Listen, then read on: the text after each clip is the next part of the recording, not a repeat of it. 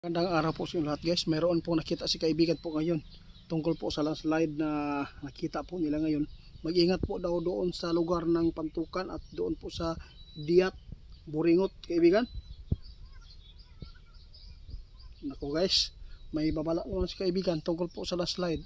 May nakita daw sila kaibigan sa mga area po ng miningan ba, mga minero na ay masamang nakita si kaibigan, kaya nagbabala si kaibigan kung sino man po ang makapanood, baka mayroon pong mga lugar po dyan na malapit sa inyo na leaking po ang area, please lang oh.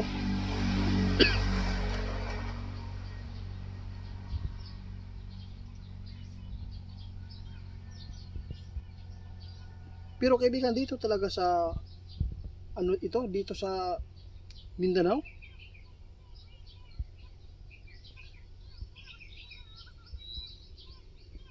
na guys, mag-ingat pa rin tayo, no? Kung sino man po nakaranas po ngayon ng ulan, nakita ni kaibigan may landslide po daw, kaya ipinapaabot namin doon po sa mga area talaga ng mga minero ang nakita ng ating kaibigan ngayon. Sana sa lahat ng makapanood, baka mayroon tayong mga kababayan dito na makapanood ng mga minero, mag-ingat po kayo mga idol oh.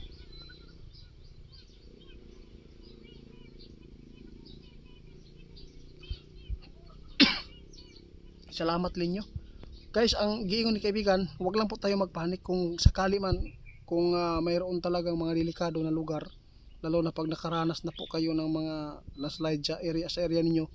Kasi nakita ni kaibigan yung mga area dito sa ating lugar dito sa Mindanao ay masama talaga ang nakita ng ating kaibigan dahil po sa itong sinabi nila na landslide ba.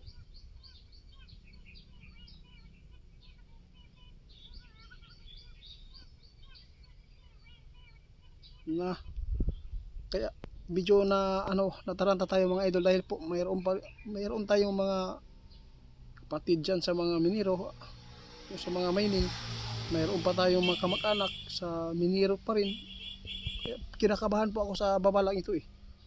Sana po hindi ito mangyayari kaibigan.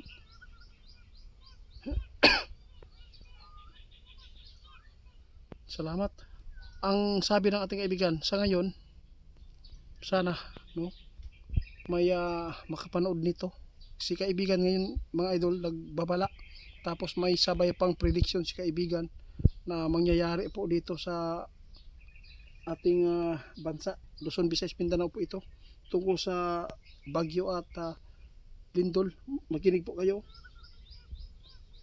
Pero kaibigan, ito po ang nakikita po ninyo na dapat po bantayan po itong mga buwan na to guys. Bantayan po daw ninyo ang mga buwan ng Agosto, September, October hanggang Disyembre ha. Ito po may prediction si kaibigan tungkol po ito sa sakuna, kalamidad. Maghanda po kayo kapag dumating ang buwan ng Agosto at saka September hanggang sa New Year. Nako Diyos ko guys, na naman po ang nakita sa kaibigan na doble-doble ang ating pag-iingat daw ngayon dahil po sa kalamidad ay napakaraming sunod-sunod na mangyayari. Pero kaibigan, nag-alala pa ako dito ba? Hindi, ang pinag-alalahan ko yung mga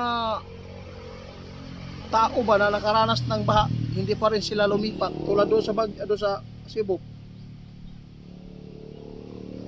Na kung ayaw po ninyo maulit mga idol yun sa Cebu ha, kung ano po ang inyong naranasan noon, grabe doon na po kayo sa taas ng yero doon sa bahay ninyo, doon sa bubong na kayo na napunta dahil sa lakas ng tubig.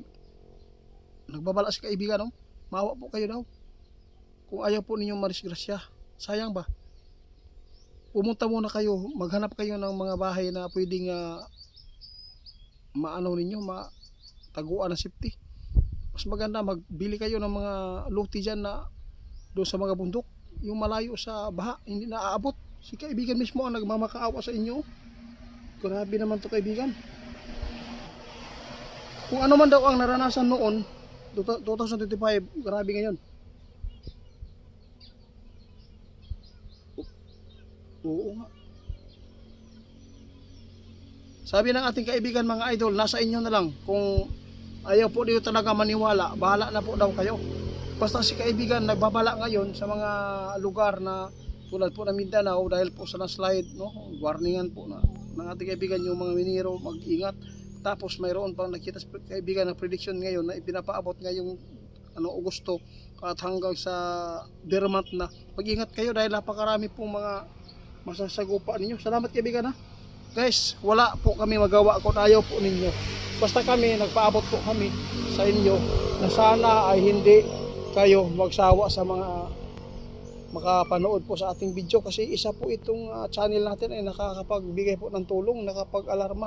Ay hindi na nakapag-alarma kundi nakapagpahanda sa inyo. Kaya salamat po kaibigan ha. Hanggang dito na lang muna mga idol. Maraming salamat sa inyo. God bless. Ambo ta pirmi ayaw mo og kumpiyansa karong panahon na daghan na kayong demonyo, daghan na kayong diablo sa ato ang mga palibot. Bantayan nato ato mga bata ng mga babae, edad og mga 10 city hanggang madalaga. Kay karon mga tao karon gipasaniban ng demonyo, grabe na ang patayon ngayon dahil po sa nangyayari po dito sa atin mga dahil po sa paggamit po ng mga shabu. Ito na po resulta na ito ng hindi magandang pamumuno dito.